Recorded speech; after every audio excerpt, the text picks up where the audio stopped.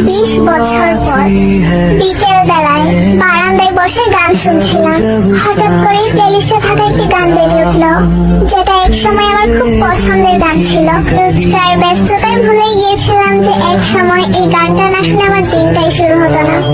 একটু মুচকি হাসি দিয়ে গানটা শুনতে লাগলাম। তখনই গানটার মধ্যে একটা কণ্ঠ শুনে চোখ দিয়ে আপনা আপনি পানি গড়িয়ে পড়লো। কোনোভাবেই আর নিজেকে কন্ট্রোল করতে পারলাম না। তাকে নিয়ে আগে কতই না স্বপ্ন দেখতাম, কত গল্প বানাতাম, বান্ধবীদের কানের কাছে সারা দিন চেঁচামেচি করতাম। সত্যি কত না পাগলামি করতাম তার জন্য। ভেবেছিলাম হয়তো তাকে ছাড়া বাঁচতেই পারবো না। তার জন্য এত পাগলামো করা মানুষটাই আজ তাকে ছাড়া বেঁচে আছে, সুখে আছে। কিন্তু যত সুখী থাকি